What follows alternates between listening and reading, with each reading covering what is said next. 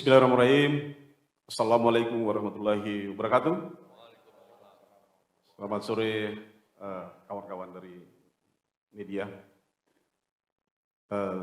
Saya atas nama KIB menyampaikan salam hangat dari teman-teman dari Biru, Sirajuddin, Syahrin Hamid, karena berhalangan hadir karena ada acara koalisi juga di bawah.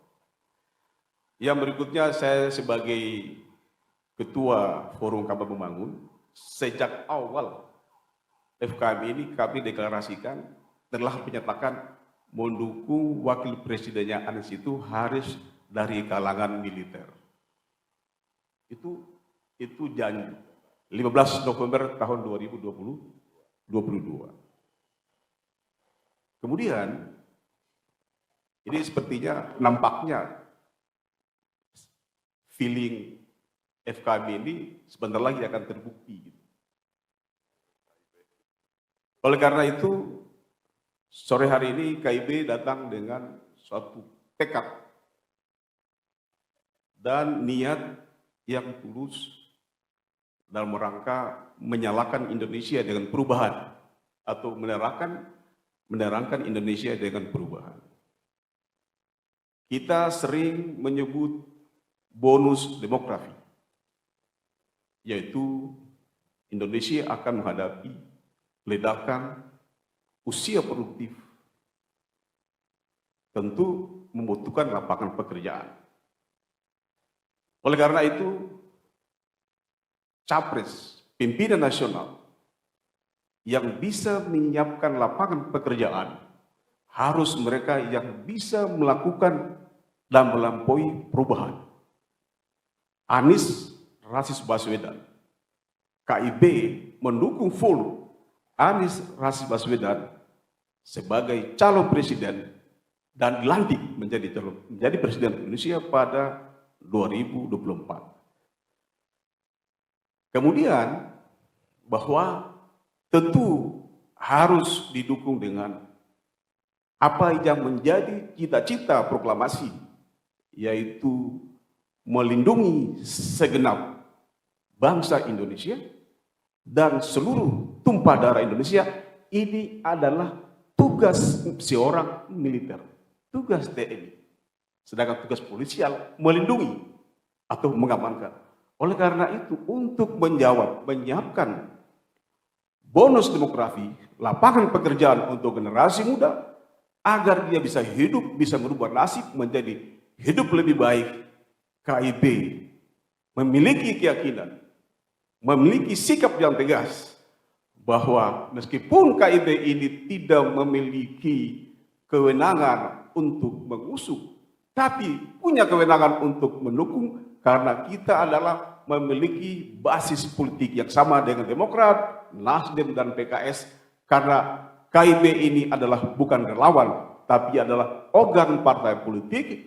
Oleh karena itu, KIB dengan secara tegas melihat simpul-simpul dan aspirasi masyarakat adalah untuk menyambut bonus demografi, maka tentu Anies Rashid Baswedan harus didampingi dengan wakil presiden dari militer, yaitu Agus Harimurti Yudhoyono. Ini bilang kita. Saya kira itu dari saya. Kenapa semua ini? Karena ini adalah cita-cita proklamasi bahwa kombinasi sipil dan militer adalah Indonesia menuju perubahan, dan Indonesia menuju lebih maju lagi untuk merubah nasib bangsa Indonesia agar hidup pada lebih baik yang berkeadilan sosial. Demikian, Assalamualaikum warahmatullahi wabarakatuh. Ya, terima kasih Pak.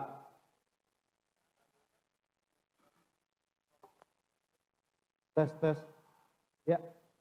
Selanjutnya Pak Sirajuddin Abdul Wahab, kami persilakan selaku Ketum Go Anies juga untuk memberikan pernyataan. Terima kasih.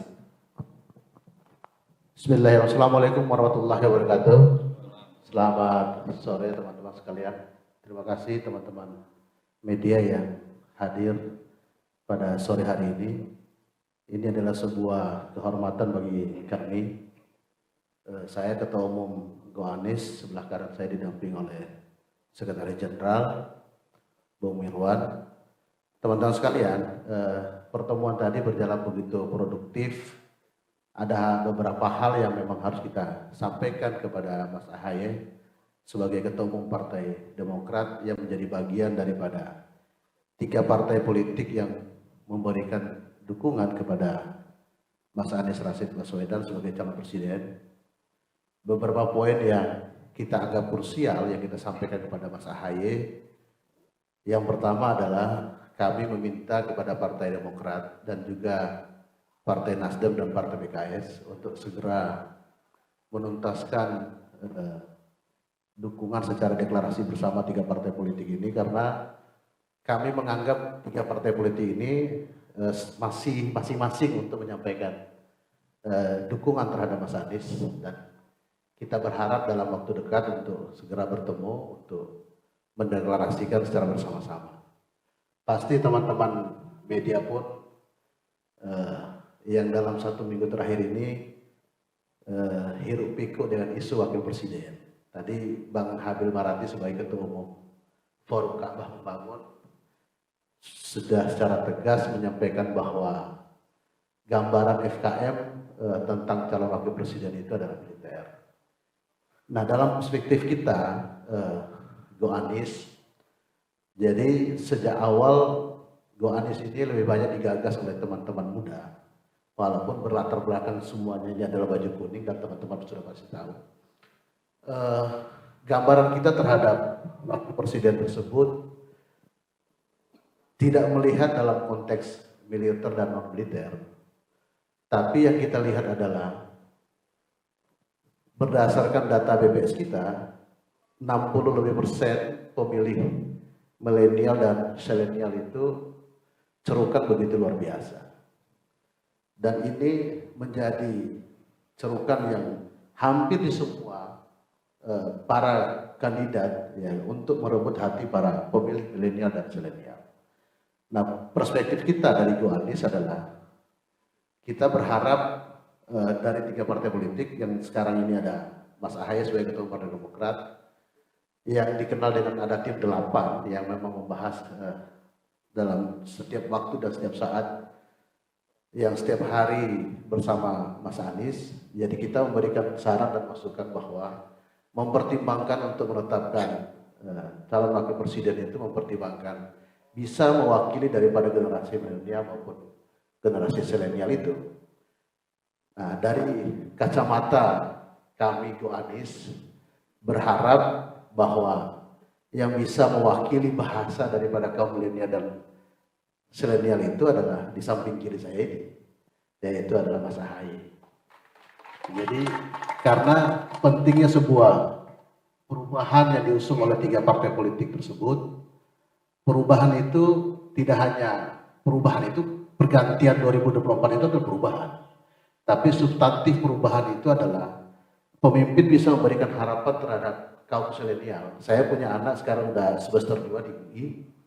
Jadi melihat masa depan Indonesia itu ada di pada generasi anak-anak kami, Mas Ahaye, di kaum selenial itu.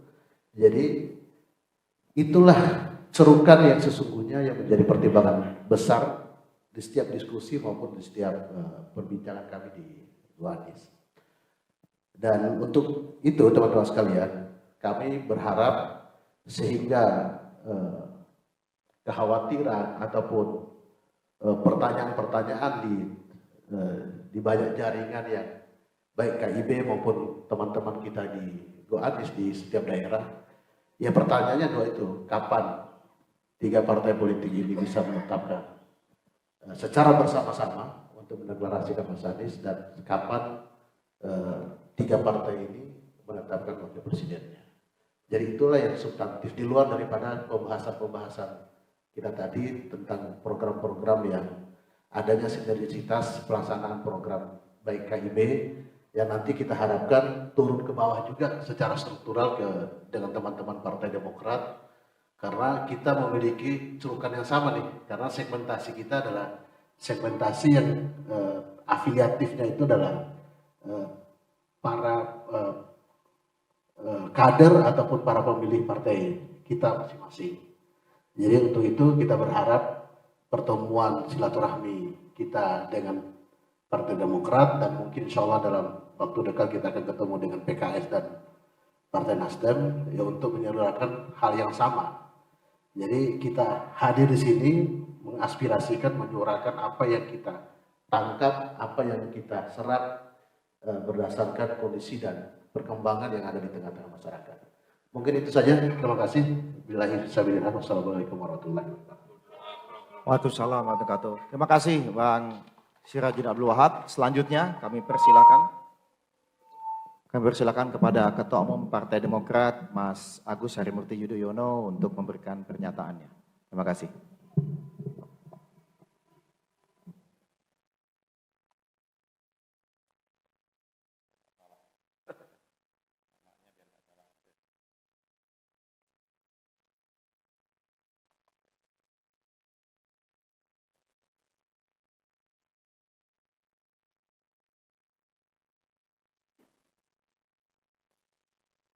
Bismillahirrahmanirrahim. Assalamualaikum warahmatullahi wabarakatuh. Alhamdulillahirrabbilalamin. Puji syukur sekali lagi kita panjatkan kehadirat Allah Subhanahu wa taala, Tuhan yang Maha Kuasa. Sore hari ini kita bersilaturahim, berdialog dan juga merajut harapan besar bersama untuk negeri yang kita cintai ini. Indonesia yang semakin maju, adil, demokratis, dan sejahtera. Terima kasih kepada teman-teman wartawan yang telah setia menunggu kami yang tadi berdiskusi tentang berbagai hal. Dan pada kesempatan yang baik ini, saya atas nama pribadi dan keluarga besar Partai Demokrat mengucapkan terima kasih, apresiasi dan penghargaan setinggi-tingginya kepada para sahabat yang tergabung dalam Sekber Koalisi KIB, Kuning, Hijau, Biru. Tadi Pak Habil Marati, Bung Sirajuddin telah menyampaikan apa yang menjadi aspirasi teman-teman KIB. Yang jelas, hari ini kita berada dalam sebuah fase yang sangat penting, di mana sekian bulan ke depan, rakyat Indonesia akan menghadapi sebuah momentum yang bersejarah. Kami bersepakat bahwa pemilu yang insya Allah akan digelar pada tanggal 14 Februari 2024 bukan sekedar sebuah regularitas, bukan hanya sebagai event pemilihan setiap 5 tahun sekali, tetapi menjadi sebuah penggal sejarah yang amat penting untuk kita harus siapkan dan menangkan bersama. Dan itu harus dilakukan segera. Dari testimoni dan juga tentunya penyampaian aspirasi dari teman-teman KIB, dapat ditangkap sebuah kesimpulan bahwa sejatinya semakin banyak masyarakat Indonesia yang ingin hidupnya lebih baik. Kita potret isu dan permasalahan ekonomi dan kesejahteraan rakyat, daya beli yang lemah, harga-harga yang sulit untuk dijangkau, penghasilan yang tidak kemana-mana, pengangguran yang semakin banyak, ketimpangan yang terjadi di sana-sini. Itu semua membutuhkan solusi, tapi juga kepemimpinan yang efektif. Belum lagi kita berbicara isu terkait keadilan dan penegakan hukum yang sering tebang pilih, sehingga rakyat seolah-olah diperlakukan berbeda. Padahal kita hidup dalam sebuah negara hukum yang harusnya berlaku sama bagi setiap warga negaranya. Dan isu lainnya terkait dengan demokrasi dan kebebasan sipil, di mana kita tahu dewasa ini banyak kalangan masyarakat, termasuk generasi muda, yang biasanya punya daya nalar dan kritis yang tinggi, tapi seringkali ragu-ragu bahkan takut untuk berbicara, walaupun adalah kebenaran yang disampaikan. Jadi sejumlah potret tadi yang kami himpun tentu bukan hanya dari statistik di atas kertas, tetapi dari dialog yang dilakukan dari waktu ke waktu di berbagai penjuru tanah air yang menjadi dorongan kuat bagi teman-teman KIB. Tentu Partai Demokrat merupakan salah satu elemen penting yang sejak awal menyuarakan perubahan dan perbaikan. Sebuah narasi besar, bukan tagline, bukan hanya sebagai slogan kampanye, tetapi karena ini merupakan suara dan hati rakyat. Masyarakat yang ingin negaranya lebih sejahtera lagi, yang lebih mengharapkan keadilan di negerinya. Oleh karena itu, saya sungguh mengapresiasi kehadiran teman-teman KIB yang tadi juga secara lugas menyampaikan harapannya, yang merupakan harapan dari masyarakat pada umumnya, bahwa harus terbentuk sebuah koalisi perubahan, dan waktunya harus segera, karena butuh waktu dalam perjuangan dan ikhtiar besar ini. Kita tidak ingin sekedar berlayar, kita ingin sukses menang, dan benar-benar bisa mewujudkan perubahan dan perbaikan secara transformasional. Disitulah ada urgensi dan tentunya pertanyaan-pertanyaan berikutnya. Kapan ketiga partai politik yang hari ini terus membangun komunikasi secara intensif? Tentu selain Partai Demokrat, ada PKS dan Nasdem. Dan kita terus membangun chemistry sekaligus juga kebersamaan, bukan hanya untuk visi misi yang lebih baik ke depan, tetapi juga strategi pemenangan yang efektif.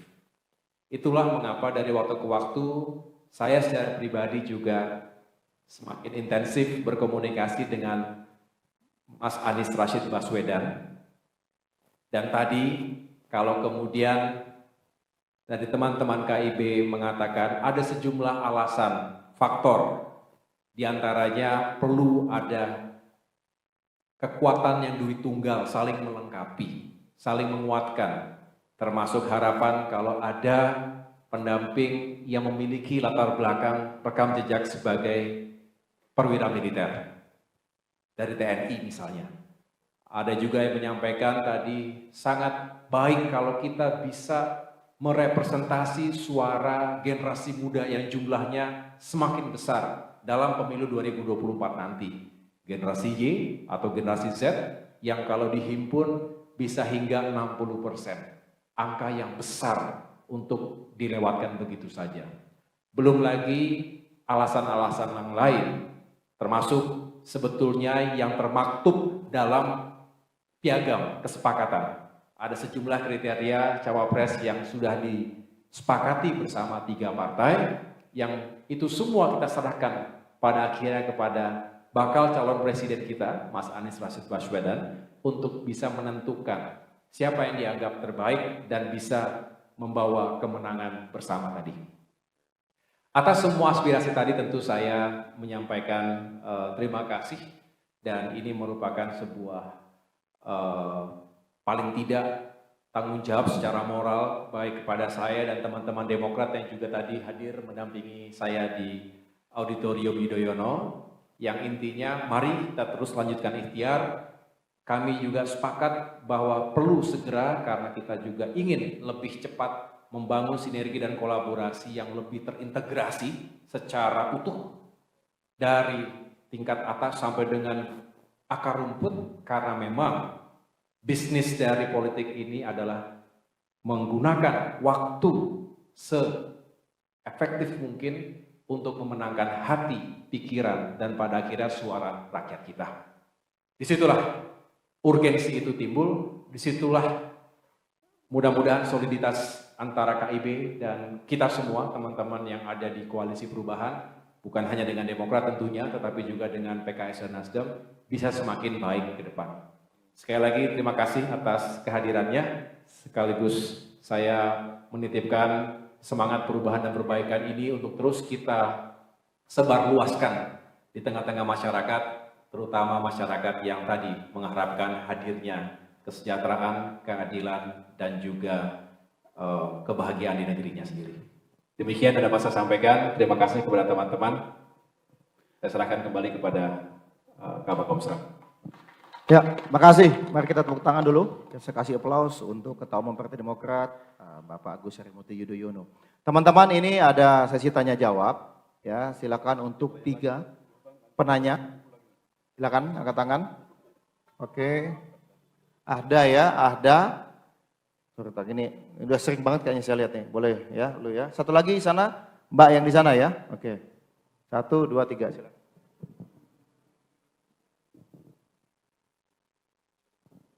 Selamat sore Mas Ahaye dan semuanya.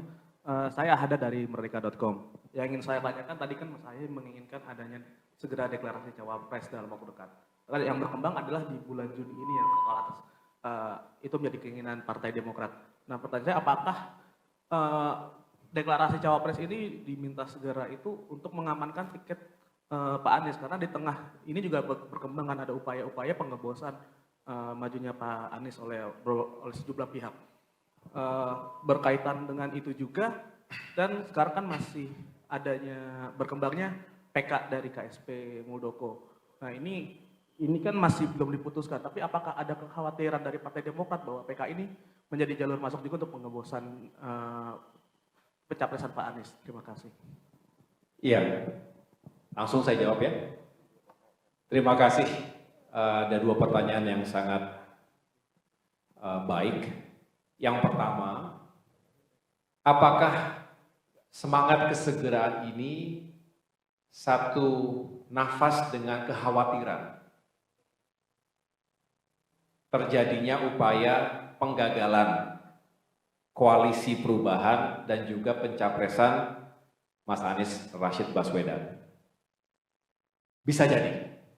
Saya tidak ingin terlalu berandai-andai, tetapi saya kembali kepada tesis dasar. Logikanya adalah dengan semakin cepat bersatu, terintegrasi, baik sistem maupun orang per orang, maka harusnya seiring dengan tingkat atau kans kesuksesan yang lebih baik. Sebaliknya, kalau kurang waktu, rasanya juga kita harus bekerja jauh lebih rumit lagi. Saya tadi berkelakar sekaligus menjadi pengingat kepada kita semua, Indonesia itu luas. Bukan negara kontinental yang bisa ditempuh dengan perjalanan darat saja. Seringkali lewat udara, seringkali lewat laut. Dan penduduk kita besar. Pemilih kita 200 juta orang. Berusaha untuk mendapatkan 1% saja, artinya memenangkan 2 juta suara. Sedangkan nanti masa kampanye hanya 75 hari. Tidak cukup. Tadi diamini oleh teman-teman KIB, rasanya 75 hari itu tidak cukup. Jika kita punya harapan besar menjangkau masyarakat kita di seluruh pelosok Indonesia. Tentu tidak berbicara hanya yang ada di Jakarta atau kota-kota besar lainnya. Dengan demikian, perlu mesin yang bekerja dengan sangat efektif.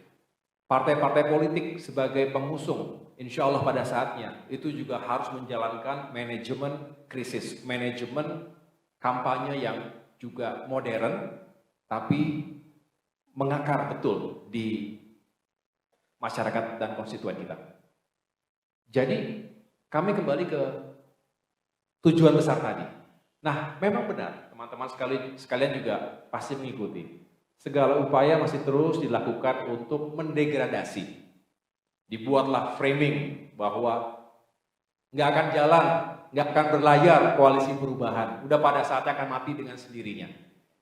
Itu menurut saya sebuah framing yang memang sengaja diluncurkan oleh mereka yang tidak ingin kami berlayar. Padahal faktanya di lapangan, sekali lagi, kalau kita lebih rajin dan lebih bersedia mendengarkan suara rakyat, semakin banyak yang ingin perubahan. Bukan hanya sekedar perubahan ganti presiden, bukan. Pergantian rezim, bukan hanya itu. Kalau itu ya, tadi saya katakan, itulah regularitas dari setiap pemilihan umum 5 tahun sekali. Pergantian akan terjadi dengan sendirinya. Tetapi perubahan dan perbaikan yang mendasar, yang fundamental, tadi saya sudah jelaskan, isu ekonomi kesejahteraan, isu keadilan dan penegakan hukum, serta isu demokrasi dan kebebasan sipil. Itu semua yang harus kita perbaiki, termasuk bagaimana good governance, bagaimana prioritas pada pembangunan sumber daya manusia yang lebih diprioritaskan, dan lain-lain. Jadi, insya Allah, kalau kita semakin solid, semakin segera bisa menyatakan bahwa 3 partai ini siap mengusung pasangan yang juga siap bertempur dalam Pilpres nanti, rasa-rasanya lebih baik, jauh lebih baik. Dan kita bisa bekerja secara lebih giat lagi dan lebih terukur. Ya. Kalau hantaman, ujian, permasalahan yang dihadapi oleh masing-masing parpol, saya pikir selalu ada. Saya tidak akan membahas partai yang lain, tetapi Demokrat sendiri. Ini masuk ke pertanyaan kedua. Sampai dengan hari ini kami masih menghadapi PK, peninjauan kembali KSP Muldoko di Mahkamah Agung. Mungkin teman-teman juga banyak yang bertanya, bagaimana perkembangannya? Benar, bahwa yang akan diputuskan nanti oleh MA itu akan sangat menentukan, bukan hanya nasib Partai Demokrat, tetapi juga demokrasi di Indonesia. Juga menentukan hidup dan matinya akal sehat dan hati nurani di negeri ini. Izinkan saya menjelaskan. Saat ini akan segera digelar persidangan di MA terkait dengan PK KSP Muldoko tersebut. Secara hukum, paling tidak secara logika hukum yang berlaku di negeri ini, ketika tidak ada novum baru, tidak ada bukti-bukti baru yang bisa diperkarakan, seharusnya tidak ada celah sedikit pun bagi kemenangan PK KSP Muldoko tersebut. Atau sebaliknya, tidak ada celah sedikit pun agar Partai Demokrat yang berdaulat hari ini di bawah kepemimpinan Ketua Umum AHY bisa dikalahkan. Setelah 16 kali selama 2 tahun terakhir ini, kami memenangkan segala persidangan hukum. Kalau kemudian tiba-tiba ada referensi hukum lain yang digunakan, ya sungguh sekali lagi tidak masuk akal dan tidak bisa diterima menggunakan hati nurani kita.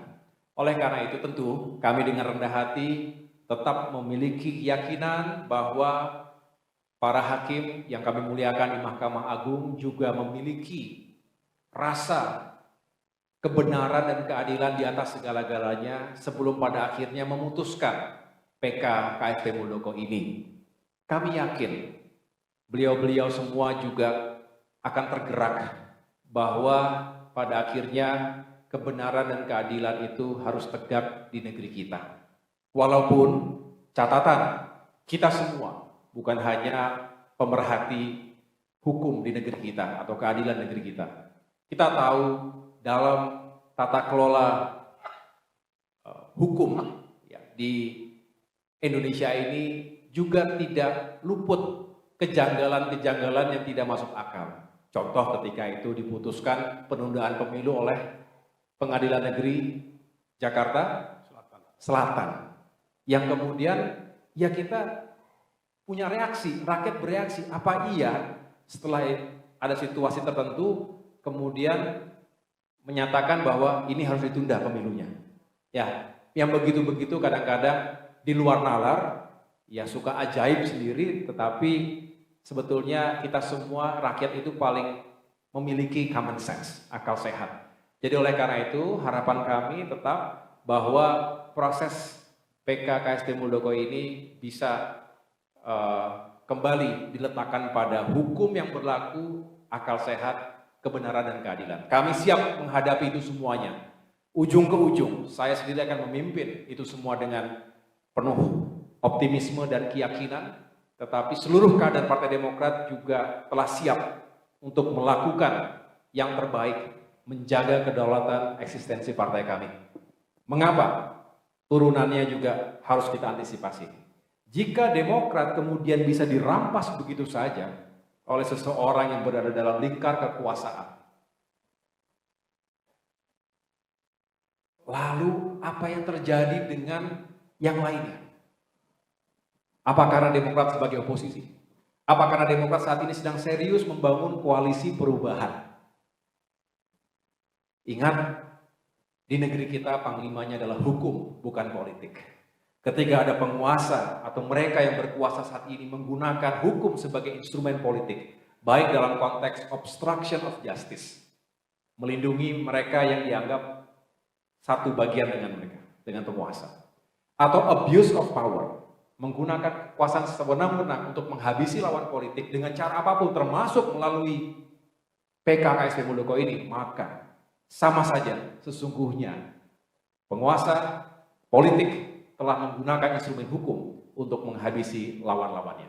Ini tidak sehat, ini berbahaya, dan ini akan mengusik rasa ketidakadilan kita semuanya. Saya yakin rakyat akan tidak terima dengan yang begini-begini. Mohon maaf saya agak panjang karena ini juga berkaitan. Apabila Demokrat dianggap bisa dirampas begitu saja, sudah bisa dipastikan pemilu akan berlangsung secara tidak fair, dan mohon maaf, lagi-lagi yang nanti akan menjadi korbannya adalah rakyat kita semuanya. Demokrat, stay strong. Siap semuanya ya?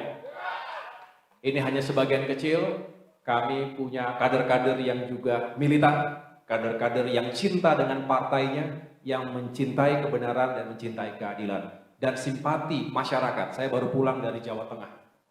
Contohnya, dari Jawa Timur juga. Banyak sekali ditemui pada saat Car Free Day di Semarang, pada saat saya jalan kuliner. Datang saja ibu-ibu masyarakat yang menanyakan, bagaimana kami mendoakan agar jangan sampai Demokrat diambil alih begitu saja dengan cara-cara yang inkonstitusional dan semua yang mereka khawatirkan. Dan mereka tidak ingin koalisi perubahan ini tidak berlayar, dan mereka berharap tentunya ini semua bisa kita pertahankan dengan baik. Demikian, terima kasih.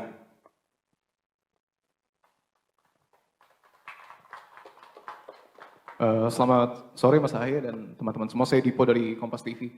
Kalau dilihat dari deklarasi yang kemudian sudah disampaikan oleh Sekber KIB, ini kan semakin memperkuat posisi Mas Ahaye masuk ke dalam bursa bacawa pres dari Anies Baswedan. Tapi di sisi lain ada angin juga yang berhembus dari koalisi tetangga, bahkan yang ngomong sendiri adalah Ibu Puan Maharani yang menyebutkan Mas Ahaye juga masuk ke dalam bursa cawapres dari Mas Ganjar Pranowo. Kalau dilihat dari segi kalkulasi politik, sebenarnya tidak menutup kemungkinan hal tersebut terjadi. Walaupun secara historis bergabungnya Demokrat dan PDIP tentu menjadi pertanyaan lain. Nah, yang menjadi pertanyaan saya adalah apakah kemudian penegasan dari Sekber KIB ini mendukung Mas Ahaye sebagai bacawa pres secara tidak langsung dalam tanda kutip gitu ya, menolak rayuan dari Puan Maharani untuk kemudian Mas Ahaye menjadi bacawa pres dari Mas Ganjar Pranowo. Itu pertanyaan saya yang pertama. Kemudian yang kedua, Mas Ahaye tadi beberapa kali menegaskan bahwa koalisi persatuan untuk perubahan untuk persatuan ini merupakan koalisi yang solid, tetapi ada beberapa kalimat, silakan koreksi kalau saya salah, ada beberapa kalimat yang mengesankan bahwa dalam penentuan nama bacawa pres ini ketiga partai dalam tanda kutip terkesan berjalan sendiri-sendiri. Bahkan dalam beberapa hari terakhir sok untuk kemudian Pak Anies menentukan bacawa presnya, tetapi di sisi lain partai-partai lainnya menyebut ya nanti saja tidak berpengaruh terhadap elektabilitas. Kemudian ketika nantinya Anies ini tetap presnya, apakah ada evaluasi khusus dan seperti apa bentuk evaluasi yang kemudian akan dilakukan oleh Partai Demokrat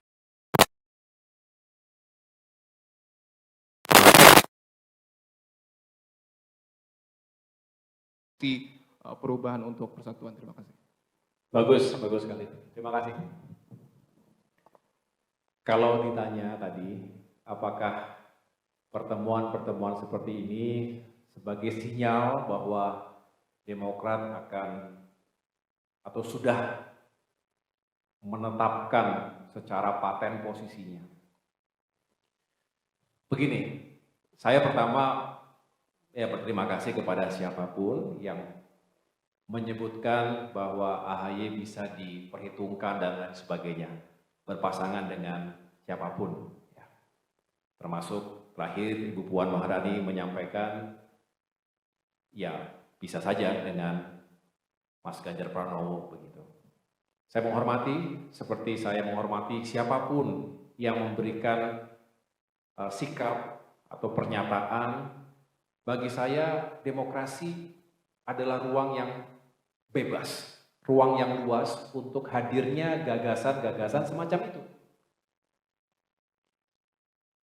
Dan saya sendiri bisa selalu merasionalisasi apapun yang disimulasikan oleh para entitas politik hari ini.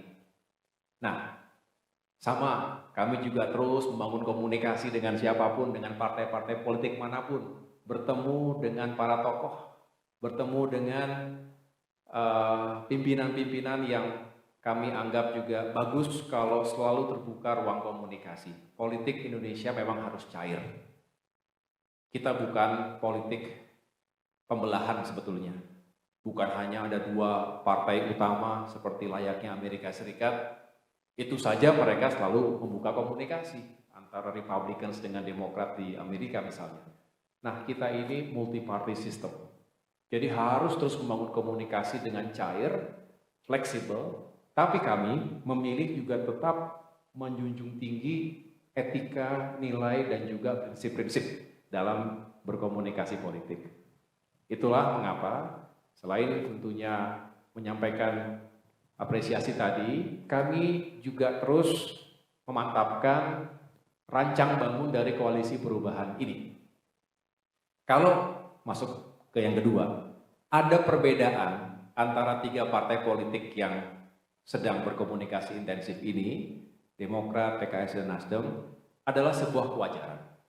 Malah agak aneh jika tiga partai, tiga entitas yang berdaulat dengan konstituen masing-masing, dengan agenda dan juga tujuan yang bisa dikatakan punya keunikan masing-masing, terus semuanya seragam, tanpa ada proses dialog, debat, gontok-gontokan, apapun istilahnya begitu ya. Malah menurut saya agak aneh.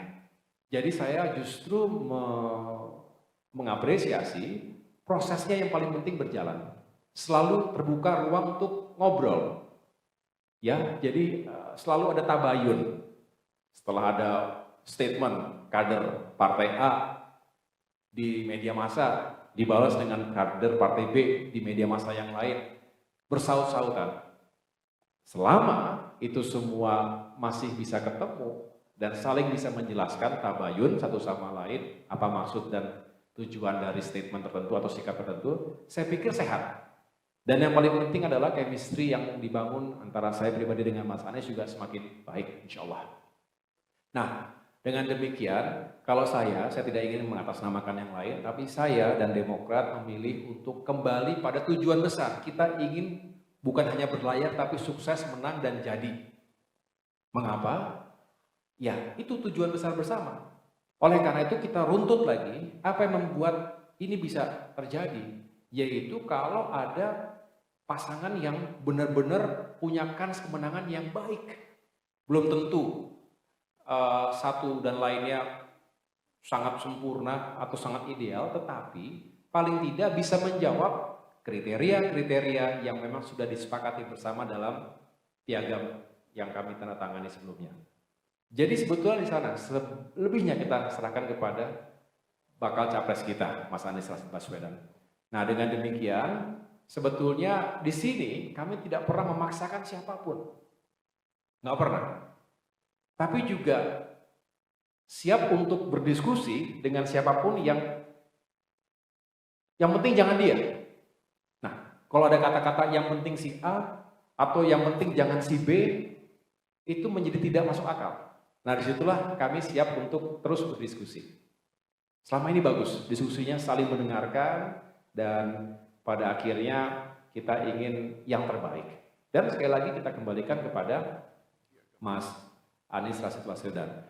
Sedangkan apakah Demokrat akan katakanlah memberikan masukan termasuk tadi evaluasi dan lain sebagainya, saya pikir itu juga wajar.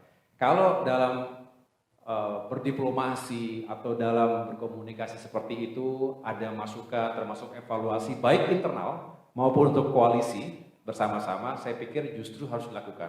Karena sama-sama kita ingin menang. Kecuali ada di antara kita yang tujuannya bukan menang, bukan ingin sukses. Nah, itu barulah kita berbeda. Tetapi kalau masih tujuannya sama, saya pikir memberikan masukan bahkan evaluasi kritik yang membangun sangat baik. Kira-kira begitu. Cukup? Sudah? Ada lagi? Oh ya, silakan. Cek. Oke, tadi mungkin sebenarnya sudah ditanyakan teman-teman, cuman ingin menegaskan lagi terkait cawapres. Cawapres ini kan kemarin Demokrat mengatakan bahwa tenggat memberikan dalam tanda kutip ultimatum kepada Pak Anies untuk memberikan tenggat pada Juni 2023 begitu. Sementara partai lain mungkin lain-lainnya. Nah, ini apakah opsi atau langkah yang akan dilakukan Demokrat ketika mungkin Pak Anies tidak mengumumkan pada Juni ini apa? Nah, kemudian apakah akan kemudian Demokrat mencabut dukungan ke Pak Anies dan belah ke lain atau sebaliknya. Nah, kedua juga kalau misalnya nanti cawapres ternyata namanya bukan Mas Ahaye begitu, apakah juga Demokrat akan mengalihkan dukungan begitu. Nah, yang kedua soal PK Pak Muldoko KSP tadi mungkin menindaklanjuti, apakah Demokrat juga, karena kemarin Prof. Denny mengatakan ada opsi untuk pemakzulan Pak Jokowi karena kemudian dianggap diam atau jangan-jangan cawe-cawe terkait dengan PK Muldoko, apakah Demokrat juga masih ingin ada niatan untuk mengajukan hak angket dan mengajak beberapa 2/3 anggota yang lain, DPR yang lain, atau yakin bahwa sudah menang jadi tidak akan melakukan opsi apa-apa lagi begitu untuk terkait dengan cawe-cawe Pak Jokowi, dugaan cawe-cawe Pak Jokowi. Terima kasih. Oke. Yang terakhir dulu ya, saya jawab ya. Sampai dengan hari ini kami terus mengikuti perkembangan, buka mata, buka telinga, sekaligus mengajak semua juga monitor, rakyat untuk monitor. Sambil terus membangun prasangka baik bahwa hasilnya nanti benar-benar sesuai dengan tadi yang saya sampaikan di awal, hukum, kebenaran, dan keadilan yang berlaku di negeri kita. Jadi saya hari ini bisa menyimpulkan itu, namun demikian saya juga tadi memberikan catatan disclaimer bahwa jangan sampai sesuatu yang di luar dugaan akal sehat terjadi. Disinilah tentu kita ingin melakukan langkah-langkah yang sifatnya preemptif atau paling tidak preventif. Tapi tidak lebih jauh dari itu.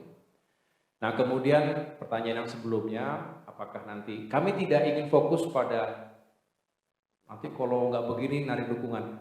Sekali lagi, kami lebih tertarik dan lebih serius untuk membahas lalu siapa?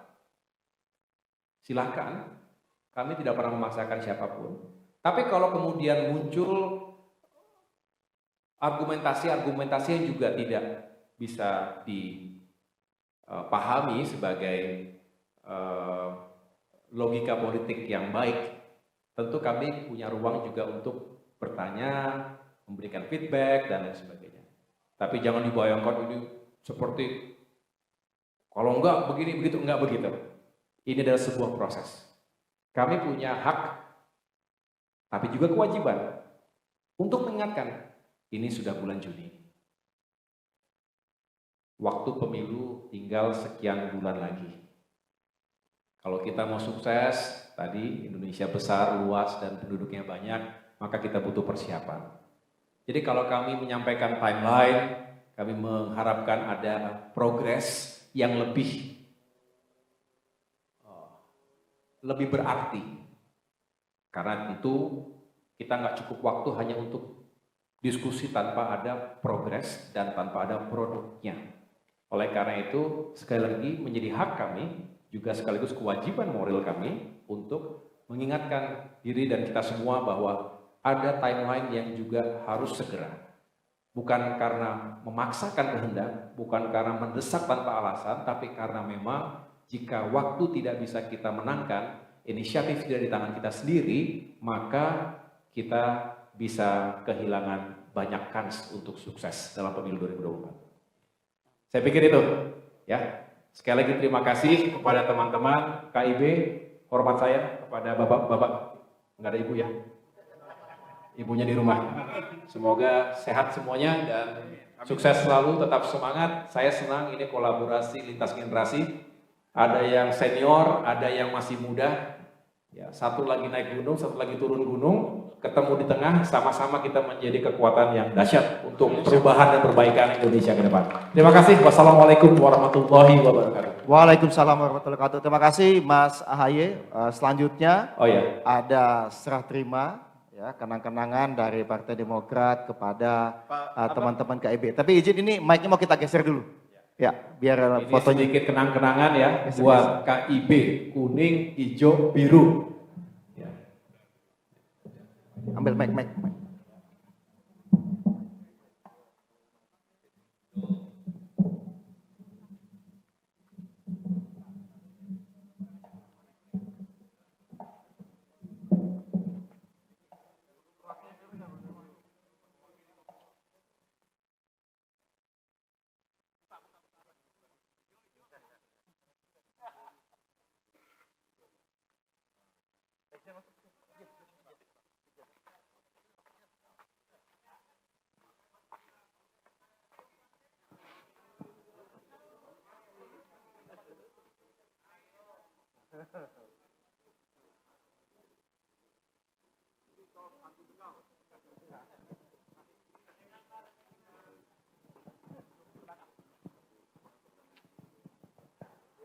Oke,